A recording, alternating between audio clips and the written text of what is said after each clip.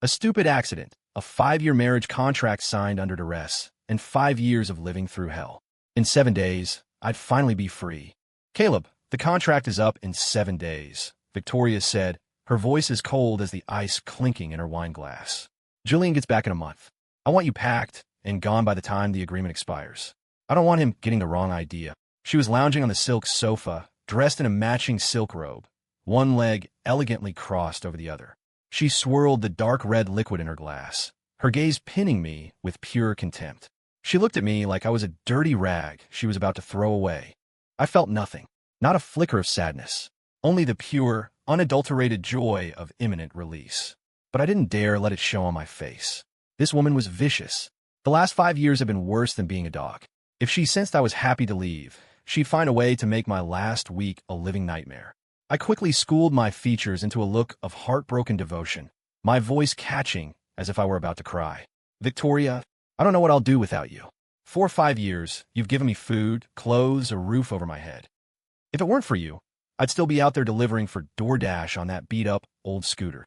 I forced a look of grim acceptance. Don't worry, I won't get in the way of you and Mr. Croft. I'll honor the agreement. To complete the performance, I squeezed out a few fake tears. For a moment, Victoria seemed affected. Her expression flickered. After all, for 5 years, I'd been more than a contract husband. I'd been the one who managed her life with the precision of a butler, a chef, and a personal assistant all rolled into one. The memories, the quiet breakfasts, the late nights I'd waited up, the meticulous way I organized her world, flashed through her mind, and I saw a crack in her icy facade. Her tone softened, almost imperceptibly. Caleb, the $1 million I promised you. I'll make sure it's in your account on time. Live a good life. Find a nice girl, someone you can really love, and get married for real. I put on my best grateful face. Thank you, Victoria. I'll go start packing. You should get some rest. The second I turned my back, I wiped the crocodile tears from my eyes. I walked into my room, my steps heavy with feigned sorrow. The moment the door clicked shut, I clenched my fists and punched the air. If Victoria weren't in the next room, I would have screamed at the ceiling. Instead, I let the curses fly in a heated whisper. Bitch, Ice Queen, fucking monster. I spent the next hour pacing my room, muttering every insult I could think of, a stream of venom that didn't repeat itself once. I hated this woman with every fiber of my being. Eventually, the sheer exhaustion of my own rage lulled me to sleep. I dreamt I was still cursing her. Only this time I had a whip in my hand, and with every crack that landed on her back, I let out a dark, satisfying laugh. The next morning, I was up at dawn, just like always, preparing breakfast. By the time I set the avocado toast and freshly squeezed orange juice on the dining room table, Victoria had emerged from her room, dressed for work. We ate in silence. It was a practiced 5-year-old ritual. After she finished, she left a check on the table. $500,000. Here's half of it, she said, not looking at me. You'll get the rest when the contract is officially terminated. Use this to buy a condo, so you'll have a place to go when you leave. And with that, she grabbed her designer handbag and was gone. The click of the front door was the starting pistol for my new life. I snatched the check, my hands trembling with excitement, and kissed it 3 or 4 times. This was my blood money, and I meant that literally. Buy a condo? Hell no. I muttered to myself. I'm getting as far away from you as humanly possible. You'll never find me again, you psycho. I didn't go anywhere that day. Instead, I spent it gathering every single gift Victoria had ever given me. Every watch, every suit, every pair of shoes. Looking at them made me sick. She'd hand them to me, but the little cards tucked inside were always addressed to her precious Julian. There was a mountain of stuff. It took me the better part of the day to haul it all into the living room. Then I picked up my phone. Vince, you busy? I've got a load of high-end luxury goods I need to move. You think you can handle it? Caleb, my man, his voice boomed over the phone. For you? Of course. Your stuff is always top shelf. I can take whatever you've got. Good. Get over to my place. Now, I'd known Vince for years. He started with a small consignment shop, dealing in second-hand designer goods. But thanks to the steady stream of merchandise I provided him, his store was now the go-to spot for Boston's elite. Even some celebrities sourced their wardrobes from him. When I first moved in here, I was broke. For an orphan who'd been scraping by his whole life, money was everything. One day, I saw Victoria hand the housekeeper a handbag with a tiny scratch on it, telling her to just throw it out. I'd swallowed my pride and asked her if there was anything else she was getting rid of, offering to take out the trash for her. She'd given me a strange look, like she was thinking, it's just a piece of trash. Why are you so eager to take care of it? but she just shrugged. Fine, deal with it. I'm heading to the office. The housekeeper had looked at me like she wanted to murder me, probably thinking I was cutting into her perks. I didn't care what they thought. A woman rich enough to toss a $30,000 bag probably had no idea it could be resold. But I wasn't an idiot. I knew a place like Vince's would give me good money for it. Victoria gave me a $5,000 monthly allowance. But whoever has enough money? Over the years, from selling her cast-offs and those of her rich friends, I'd squirreled away nearly $1 million. The only things I never dared to sell were the gifts intended for Julian. I was afraid she might have a sudden whim and asked to see one of them. But with only a few days left, to hell with it. Besides, she hadn't set foot in the guest room where I stored everything in years. What were the chances she'd decide to inspect it now? I was betting my luck would hold. Worst case, she'd find out and beat me one last time. It's not like she'd kill me, right? The house was empty. It used to be full of staff, but I'd subtly planted the idea in her head that with so many people around, our fake, separate bedrooms arrangement might leak. So, she dismissed them all, keeping only a trusted cleaning crew that came once a week. I did all the cooking myself. That afternoon, Vince pulled up in his van. When he saw the living room piled high with designer boxes, his eyes nearly popped out of his head. Jesus, Caleb, you're clearing house. A lot of this stuff looks brand new. They're not like new, Vince. They are new. Most of this has only ever been out of the box once. Right? He said, rubbing his hands together. Don't you worry. I'll give you a price you'll be very happy with. Vince and I haggled for the better part of 2 hours before we settled on a final number. After years of doing this, I knew the market inside and out. Vince knew I knew, so he didn't try to lowball me. I was more than satisfied. All told, it came to nearly $6 million. I suppressed a grin and helped him load everything into his van. As he was about to drive off, I stopped him. Hey, Vince, I said urgently. I've also got a bunch of custom-tailored suits and couture stuff. You have a channel for that. Vince thought for a moment. I know a guy. Runs a high-end rental service for movie sets and red carpet events. You want, I can have him come by tomorrow and take a look. I was ecstatic. I could finally get rid of those awful clothes. They were all things Victoria had bought based on Julian's taste, styles I absolutely despised. I never dared sell them before. But now, the only thing in this house I wouldn't sell was the house itself. Everything went smoothly. The next day, Vince's contact came and took every last suit, leaving me with only a few outfits Victoria particularly liked to see me in. That evening, I cooked dinner and waited for her to come home. She returned late, reeking of alcohol and swaying on her feet. I rushed forward to steady her before she could faceplant on the marble floor. Smack! Her hand cracked across my face. Still, I had to smile like a submissive dog. Sorry, Victoria. I didn't mean to startle you. I just didn't want you to fall. Why don't you rest on the sofa? I'll get you some water. As I turned away, my eyes burned with a hatred so intense I could feel it. I wanted to kill her, but I didn't dare. As delicate as she looked, Victoria was strong. She could probably take on 2 of me without breaking a sweat. You might ask, why not just let her fall? Believe me, I tried that. The first time she came home drunk, I helped her to the sofa and was rewarded with a slap and a sneer. You filthy animal. You think you have a right to touch me? The second time, I just stood there and watched her stumble. When she hit the floor, I didn't move. I just called out, Victoria, are you okay? Her response? She made me kneel on the floor while she lashed me a dozen times with a riding crop, hissing between strokes. You worthless dog. You're not even fit to lick Julian's boots. You see me fall, and you just stand there. So yeah, that explains why I walked right into that slap. I sometimes wondered if being dumped by her first love had shattered her mind, leaving her with some kind of split personality. I brought her a glass of water and set it on the coffee table. Here you go, Victoria. She opened her eyes and looked at me. The red handprint on my cheek was impossible to miss. Does it hurt? She asked. What? I was so shocked, I didn't know what she was talking about. This woman had never shown an ounce of concern for me. Your face, she clarified. Oh, no, it's fine. I'm used to it. I'll put some ice on it later. You should drink your water. I'm going to clean up the kitchen. Victoria stared at my back for a long time before finally taking a sip and heading to her bedroom. I let out a slow breath. I had no idea what was going on in her head. Later that night, I called up an old friend, a guy I used to deliver with. I needed him to get me a few things, items I'd seen him post about on his private social media, things I'd been planning to acquire for a long time. 5 days until my escape. The thought of the future was a sweet dream I sank into. The next morning was routine. We had breakfast, and Victoria left for work. Except, as she was walking out the door, she did something completely out of character. Her voice was almost gentle. I'm staying at Chloe's tonight, so I won't be back for dinner. Don't wait up. Before I could respond, she was gone. It felt like the sun had just risen in the west. I sat at the table, a half-eaten bagel forgotten in my hand. In 5 years, she had never once bothered to tell me if she wasn't coming home. I just wait like an idiot, not daring to go to bed until the sun came up. "Good riddance, you bitch," I muttered. After cleaning up, I went to the garage, got into the Mercedes I used for grocery runs, and drove out. This time, I knew I would probably never be back. I drove to the site of my old orphanage. It had been torn down years ago, replaced by a sleek glass office tower. But my childhood memories were still buried here. I looked at the 2 old oak trees that were all that remained, and my mind drifted back. Whenever potential adoptive parents came to visit, all the kids would line up under these trees, waiting quietly to be chosen. I watched as, one by one, the other kids were led away by new families. I was always the one left behind. I remember asking the director, Mrs. Gable, a kind old woman, "Grandma Gable, why doesn't anyone want me? I'm a good boy."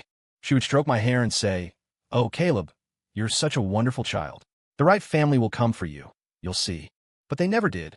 Eventually, I stopped hoping. I knew the real reason. I was already 7 when I arrived at the orphanage. I had memories of my parents.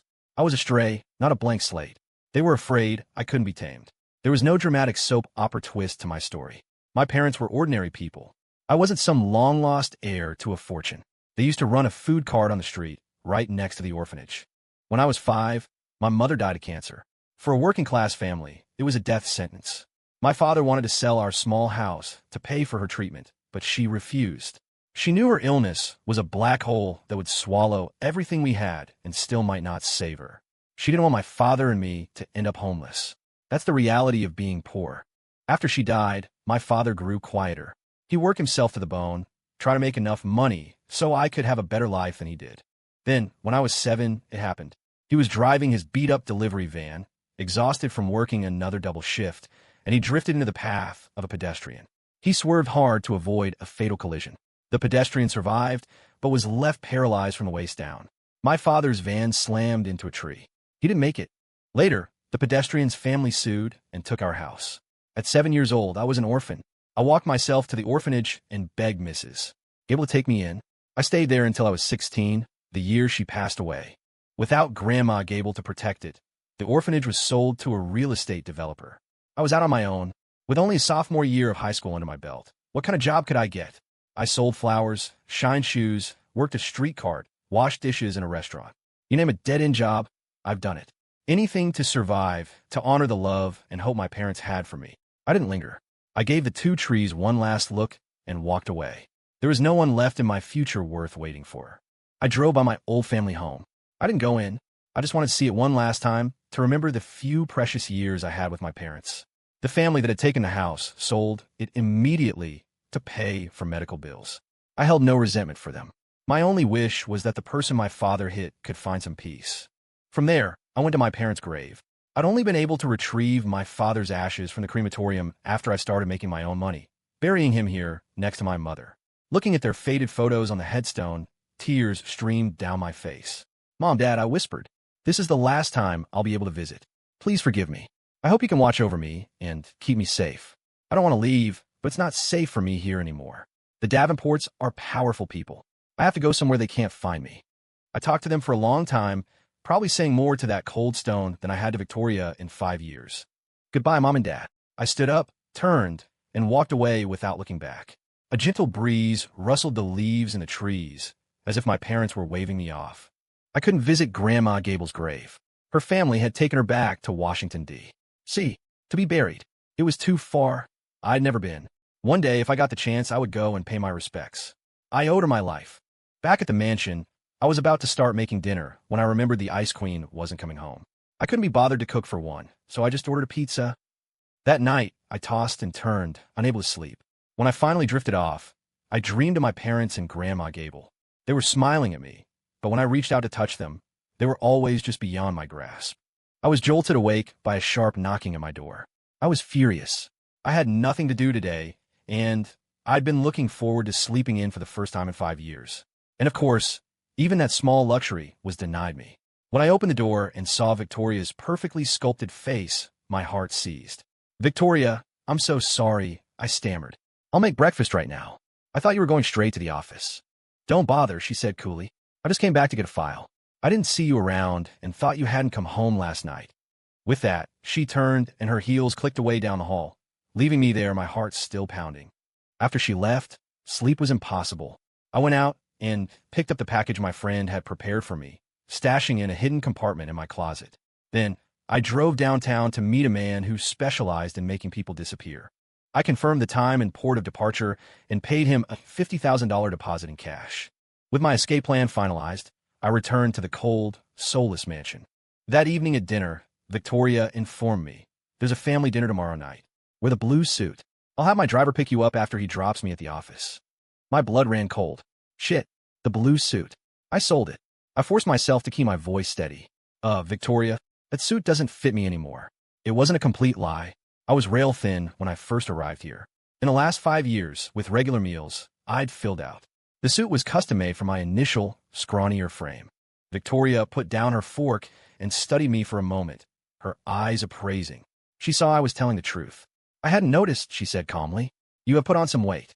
"You didn't notice because you never fucking looked at me," I thought. "I'm just a dog to you." "Never mind," she continued. "We're the one in my bedroom closet. It should fit you perfectly." The bowl in my hand slipped and clattered against the table. A wave of pure terror washed over me. My teeth started chattering. "Victoria, I don't think that's appropriate.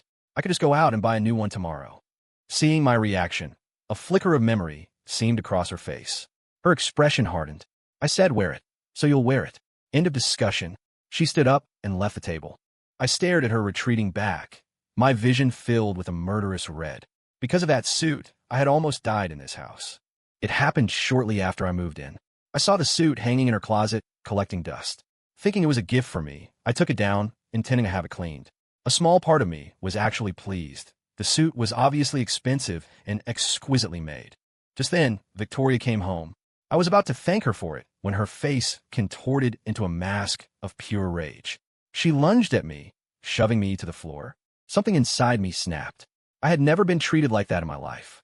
I scrambled to my feet, ready to fight back. Pathetically, I was no match for her. "You filthy animal," she screamed, grabbing the riding crop she kept by her dresser. "Who gave you permission to touch that? Do you think something like you is worthy of touching it?" She started lashing out, again and again. I begged her to stop, but she was deaf to my pleas. She didn't stop until I was barely conscious, lying in a pool of my own blood. Only later did I learn the truth. That suit was the only thing her precious Julian had left behind when he fled the country. It was supposed to have been his wedding suit. Their families had arranged a merger. I mean, a marriage, but on the day of their engagement party, Julian had bolted, saying he was too young to be tied down. I pieced all this together from snippets of conversation between Victoria and her friends. That was the day I abandoned any and all foolish fantasies. I accepted my role. I was a placeholder, a warm body to fulfill a contract. That contract, it really all began with a stupid accident. 5 years ago, I was 20. After a few years of knocking around in the real world, I understood a hard truth. Without an education, you're doomed to a life of backbreaking work for minimum wage. I decided I was going to teach myself, retake my SATs, and go to college. To fund this dream, I saved up and bought a used electric scooter to work for DoorDash. The gig economy was just taking off, and if I put in 10-hour days, I could clear a few thousand a month, sometimes more. I was full of hope for the future. Ever since leaving the orphanage at 16, I had never given up on my education. But I was burning the candle at both ends, delivering all day, studying all night. My body was at its limit. One afternoon, rushing a delivery, I wasn't paying attention. I swerved and slammed right into the back of a car. The moment I saw the iconic hood ornament, my whole body went cold. I forgot about the searing pain in my arm. "Hey, you idiot," I cursed myself. "You absolute moron. That's a Rolls Royce. You're finished." My mind was racing, but my first instinct was to check if anyone was hurt. A middle-aged man in a driver's uniform got out, surveyed the dent in the rear bumper, and scowled. "Kid, what the hell? Don't you watch where you're going?" I didn't make excuses. I put my hands together, bowed my head, and apologized profusely. It was my fault, plain and simple. "Sir, I am so sorry. Please, tell me what the repairs will cost. I'll pay for everything." I figured if I was respectful enough, maybe he'd let it slide. People who could afford a Rolls Royce probably wouldn't sweat a delivery kid. Seeing my attitude, the driver's tone softened. "Hang on, I need to ask my boss." I had assumed the car was his. He was just a chauffeur. Just then, the back window rolled down. I saw a woman inside, impossibly beautiful, dressed in a sharp business suit. She radiated an aura of cool, untouchable pride. The driver was leaning down, explaining the situation to her. I hurried over. "Ma'am, I'm so sorry. I crashed in your car. It was my fault. Whatever the damages are, I promise I'll pay you back." I was hoping a woman might be more compassionate. Maybe a few nice words, and she'd let me off the hook. Victoria Davenport gave me a single, dismissive glance. Her voice was flat, devoid of emotion. "Richard, get his contact information. Have the dealership send him the bill for the damages." She wasn't budging. I was screwed. For the next few days, I was a wreck. I couldn't sleep, couldn't eat, couldn't even think about work. When no one called, a small part of me hoped they'd forgotten about it. I was about to head out for a shift when my phone rang. "Hello, is this Caleb Hayes?" "This is he, Mr. Hayes. The damage assessment for the vehicle is complete. Would you be able to meet us at the coffee shop downstairs from the XX building?" "Sure, I could be there in 30 minutes. "Excellent. I'll meet you at the door." On my way there, my stomach was in knots. My entire life savings were about to be wiped out, and I wasn't even sure it would be enough. I'd asked around. Repairs on a luxury car like that could easily run into the tens, if not hundreds of thousands of dollars. After years of saving every penny, I had a little over $10,000 to my name. I arrived, my heart pounding in my chest. Richard, the driver, was waiting for me outside the cafe. "Richard," I said, my voice tight, "what's the damage?" He offered a small smile. "Mr. Hayes, let's not rush. My boss is waiting inside. She'd like to discuss it with you personally." He held the door open for me. I followed him in, already dreading the ridiculously overpriced coffee I was about to be guilted into buying. At this point, what did it matter? The guillotine was already falling. When I sat down, Richard had disappeared. Victoria Davenport sat across from me, her face a mask of indifference, sipping her espresso. "Mr. Hayes, would you care for coffee?" "No, thank you. Let's just get to the point." She ignored me and gestured for the waiter to bring me a coffee anyway. Normally, I'd be thrilled about a free drink, but I was in no mood to appreciate the gesture. "Here is the report, Mr. Hayes," she said, sliding a folder across the table. I opened it. The number at the bottom made my jaw drop. $85,000. It felt like a punch to the gut. All those years of work, of scrimping and saving, had only gotten me to $10,000. How was I ever going to pay off $85,000? "Have you finished reading, Mr. Hayes?" "Miss Davenport," she supplied. "Victoria Davenport. Ms. Davenport, I need to verify these numbers. Be my guest." I took out my phone and called a buddy who was an apprentice at a body shop. I read him the itemized list from the report. He confirmed it. The price was legit. "So, Mr. Hayes, Ms. Davenport, the amount is correct. I will find a way to pay you back, but all I have right now is $10,000. I can pay you the rest in monthly installments. Is that acceptable?" She didn't answer. Instead, she slid another folder across the table. I opened it and felt a chill run down my spine. It was a complete dossier on me. My life, from the orphanage to my parents' death to my current dead-end job, was laid out in black and white. "What is this?" I asked, my voice shaking with anger. "It was a car accident, Ms. Davenport. You didn't have to dig up my entire life." But a deeper question churned in my gut. What did this woman want? "Mr. Hayes, I'm going to give you two options," she said calmly. "Option 1. You give me the $10,000 you have, and you pay back the remaining $75,000 within 1 year. If you fail, I will sue you into oblivion." I didn't even have to think about it. For a nobody like me to make $75,000 in a year without resorting to crime was a fantasy. "What's the second option?" "Option 2. You marry me. We sign a 5-year contract. At the end of the 5 years, the agreement is terminated, and I will pay you $1 million. During those 5 years, I will also provide you with a monthly stipend of $5,000. If either party breaks the contract, the penalty is $20 million. She paused, her eyes locking onto mine. "You can go home and think about it. You don't have to give me an answer right now." You all know which option I chose. At the time, I was just another dumb kid with a stupid fantasy. I thought, this is it. The Cinderella story. Marry the rich, beautiful woman and live happily ever after. That beating over the suit, the one that landed me in the hospital for 2 weeks, shattered that illusion completely. Lying in that hospital bed, I was filled with a regret so profound it felt like a physical weight. I should have taken the debt. I would have sold a kidney if I had to. But I was trapped now. Reporting it would do nothing. It would be a case of domestic abuse, my word against hers, and with the kind of power the Davenport family wielded, I didn't stand a chance. That beating earned me a check for $10,000 and a 2-week hospital stay. It also pulverized any lingering hope I had. The night of the family dinner, I put on that god-awful suit and went with Victoria to the Davenport estate. Seeing me in it, she actually smiled, a rare and unsettling sight. When she looped her arm through mine as we walked in, my skin crawled. I felt like a show dog on a leash, forced to smile and wag my tail for her family. I could hear the whispers, the snide comments about me. The first time I'd come here, I had tried to defend myself against their mockery. Victoria's response had been a sharp slap and a hissed command not to embarrass her. Now, I just found a quiet corner and watched them all perform their happy family charade. It was a kind of happiness I hadn't known since I was 5. Well, if it isn't my charity case brother-in-law, a voice sneered. It was Victoria's cousin, a worthless trust fund brat. I hear you're getting kicked to the curb in a few days. That's right, I said, not looking at him. Soon I'll be out of your sight for good. He seemed bored by my lack of reaction and wandered off. The entire Davenport clan knew our marriage was a sham. They had approved of me precisely because I was an orphan with no power or connections. I was a disposable pawn, a placeholder to maintain stability for the family, while Victoria waited for her precious Julian to return. A real marriage of equals would have never tolerated her behavior. After dinner, as the guests began to leave, my so-called father-in-law approached me. For the first time ever, he spoke to me with something resembling warmth. Caleb, your agreement with Victoria is almost up. What are your plans for the future? I knew instantly what this was about. The old man was afraid I'd try to cling to Victoria, that I'd make a scene and tarnish the family name.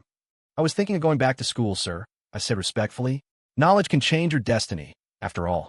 Excellent, he said, clapping me on the shoulder. I always knew you were a smart boy. Keep at it. If you ever run into any trouble, you know you can always come to me. Come to you? I thought with a cold laugh. You'd rather see me dead. To people like them, a dead me was a clean slate for Victoria, a problem permanently solved. That was the chasm between their world and mine. On the drive back, I stared out the window at the blur of city lights, reflecting on the last 5 years. It felt like a lifetime of exhaustion. Thank God it was almost over. I didn't notice that, for the entire ride, Victoria was staring at me. We didn't speak a word. Back at the mansion, she said, Caleb, there's a corporate gala tomorrow night. Richard will pick you up. The suit I had made for you will be delivered in the morning. Where that? Of course, Victoria. Lying in bed that night, I stared at the ceiling, my mind a blank. The end was so close, yet my heart was a storm of unease.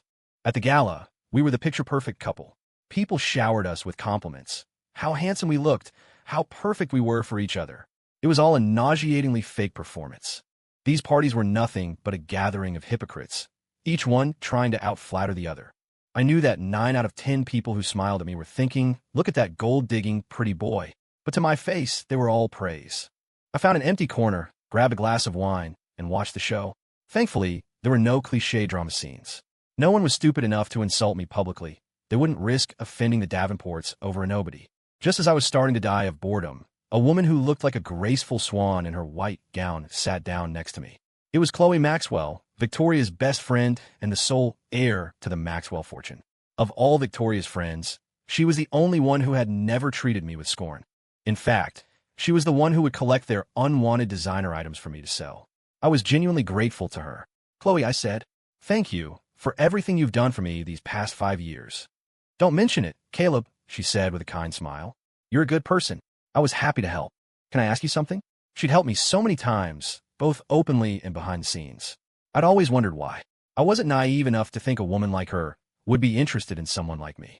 Besides, she was engaged, another one of those corporate mergers. Haha, I knew you'd ask that someday, she laughed. We actually met a long time ago. You probably don't remember. We did. When? Years ago. My parents and I visited the orphanage where you lived. All the other kids were so excited, hoping my parents would adopt them. But you were just leaning against a tree by yourself, completely indifferent to it all. That's it, she confirmed. I asked the director about you, and she told me your story. She hoped my family would consider adopting you. I was little then, and I didn't have any siblings. I begged my parents to take you in, to be my big brother. But my grandfather was against it, so it never happened. I see. Yeah, it's as simple as that. If my grandpa hadn't said no, you might be my brother right now, she said, a playful smile gracing her lips. Well, regardless, I am truly grateful. In these 5 years, you've been the only person who's been genuinely kind to me. I hope you have a life full of happiness and peace. Thank you, Caleb. I wish you all the best, too. May your future be smooth and bright. Chloe got up to leave. I decided to step outside for some fresh air. The atmosphere in the ballroom was suffocating. As I was heading for the door, she stopped me one last time. Caleb, promise me you won't hurt Victoria.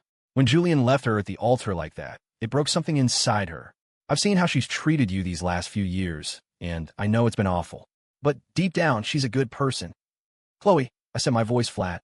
You can't ask a man to be kind when you have no idea what he's been through. But don't worry, I'm not going to hurt her. I can't afford to make an enemy of the Davenport family. I turned and walked away before she could say another word. She watched me go, the rest of her sentence dying on her lips. Yes, to everyone else, Victoria Davenport was confident, generous, and kind.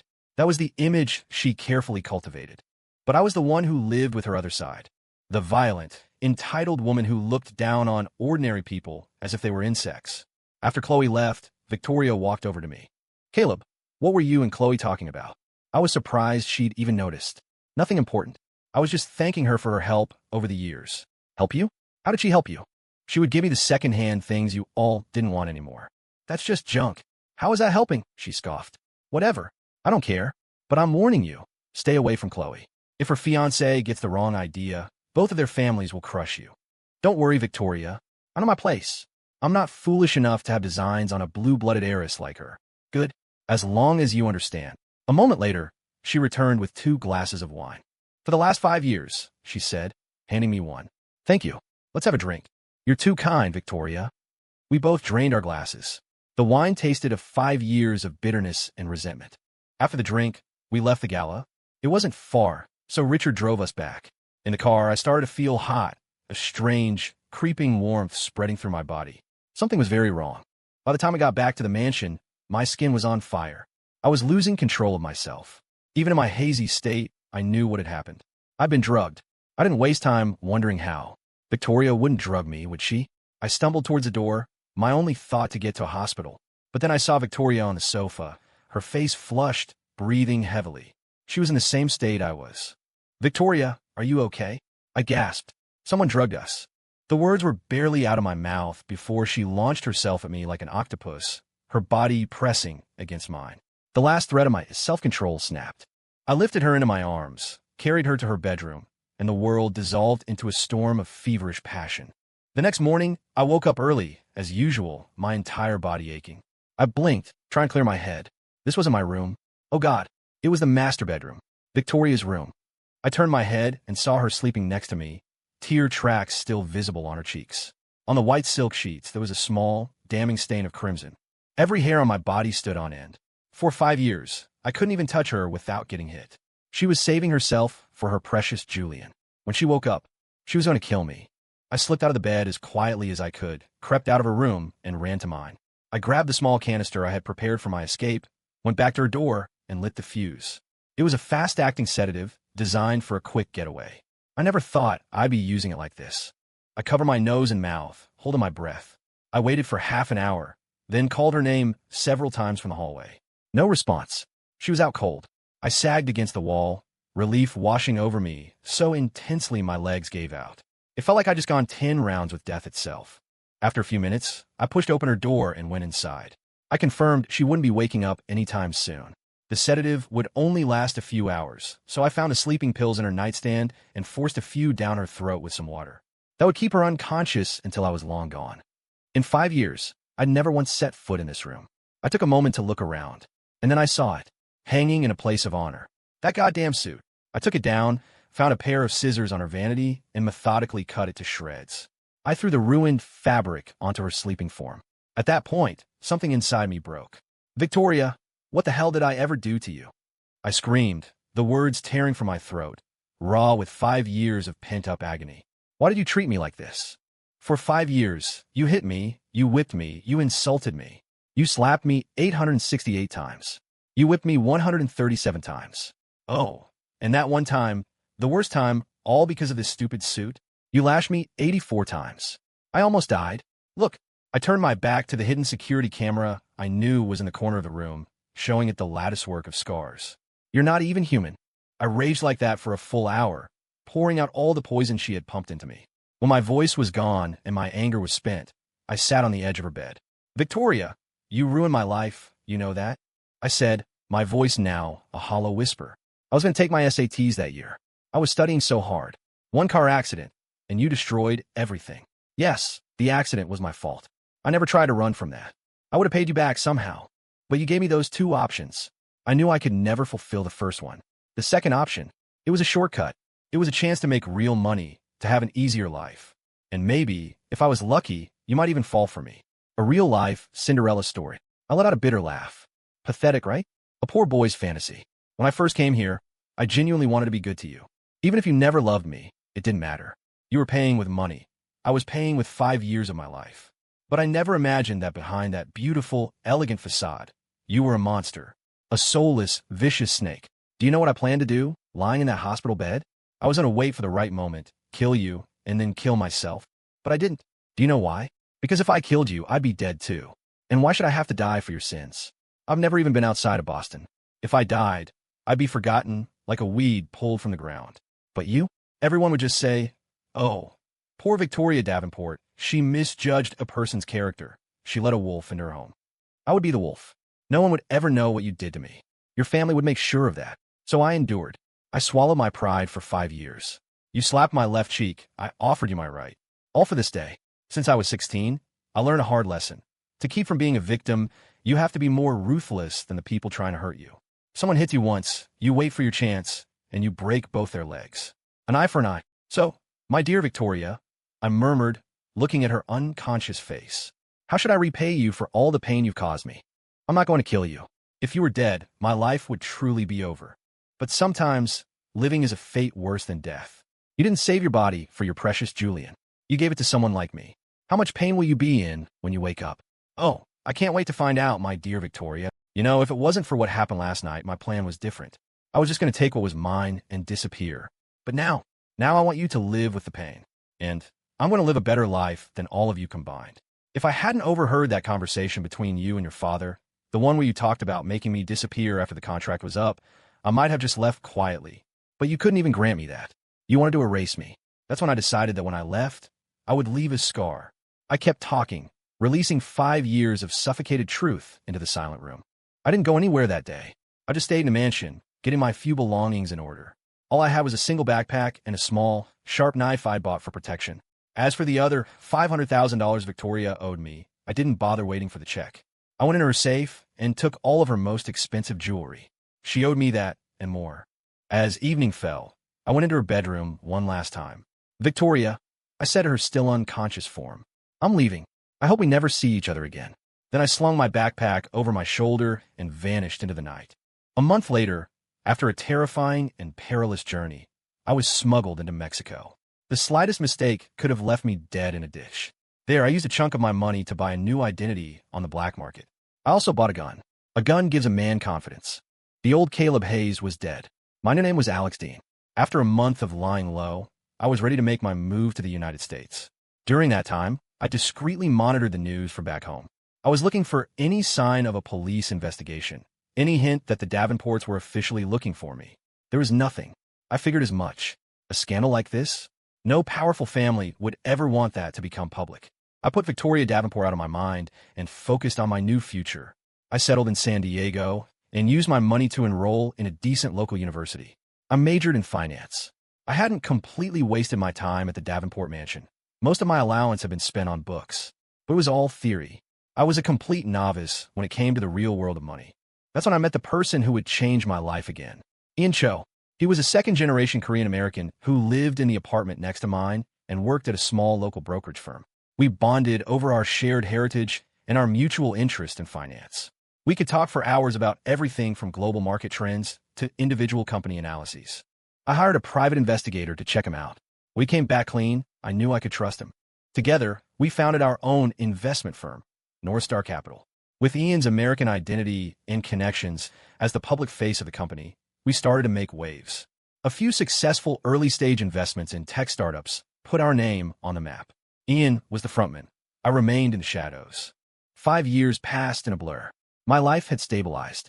The ugly memories of my time with Victoria had started to fade, or maybe I had just consciously pushed them down. I met some great women over the years, but I never got married. Perhaps those 5 years had done more than just scar my body. They had scarred my soul. That kind of damage isn't something time can easily heal. I started seeing a therapist. Just as my life was finally feeling calm, a ghost from my past appeared before me. Caleb, long time no see.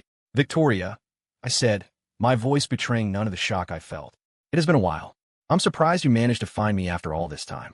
The air between us was thick with caution, but I wasn't the scared boy I used to be. The armed bodyguards standing discreetly behind me were a testament to that. I'd hired security as soon as our firm became successful. I had no intention of being vulnerable ever again. 5 years, she said, her voice tight. I spent a fortune in time, money, and resources. Did you really think I wouldn't find you? Oh, so you're here to whip me again? A flicker of discomfort crossed her face at my mocking tone, perhaps remembering my words to the security camera. Caleb, I'm not here for revenge. I'm here to ask you to come home and be a father to your children. I laughed.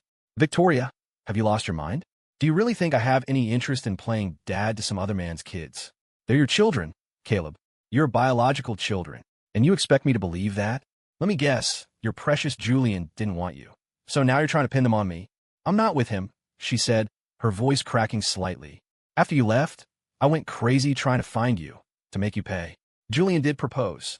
He said he didn't mind that I'd been married before. But I couldn't. After he abandoned me, something in me broke.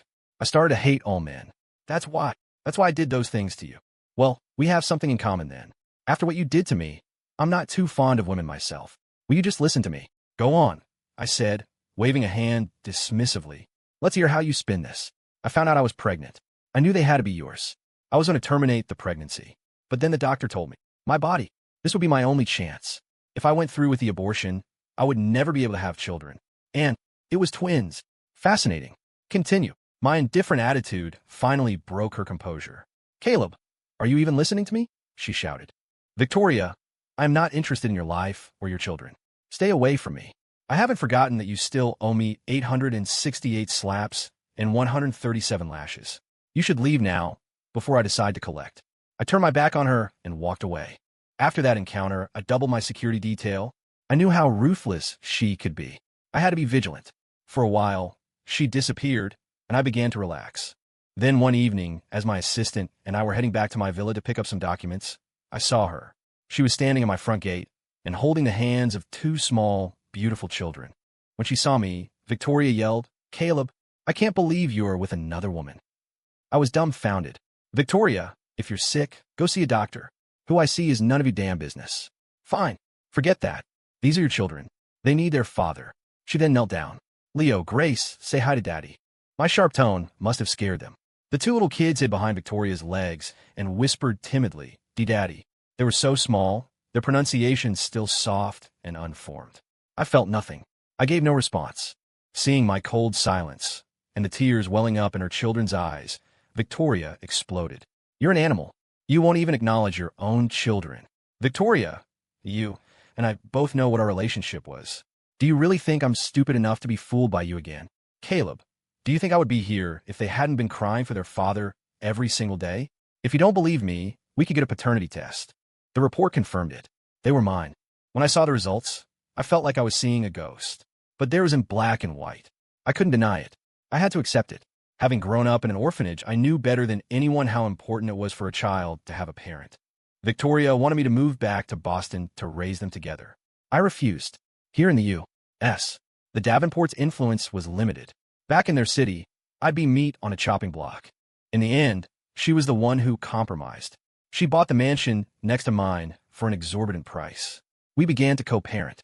I did have one condition. Why do they both have her last name? I demanded. We negotiated. One would be a Hayes, the other a Davenport. Leo Hayes and Grace Davenport. Over time, my relationship with the children grew. We went from being strangers to being family.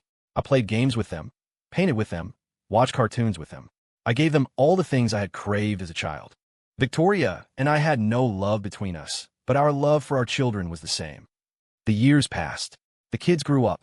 Our relationship remained in that strange, neutral space. Not good, not bad.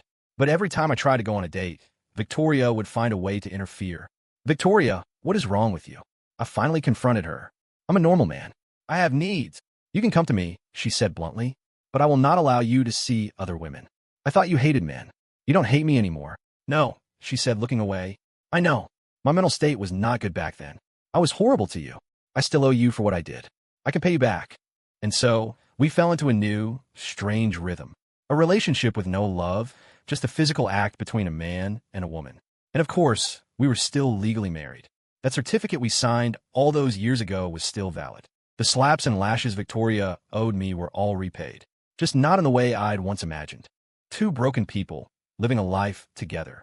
On my 60th birthday, at our children's insistence, we had a second wedding. Chloe was there. She smiled at me, a twinkle in her eye. Well, Caleb, I guess the stray dog finally caught the Rolls Royce. I just smiled and didn't say anything.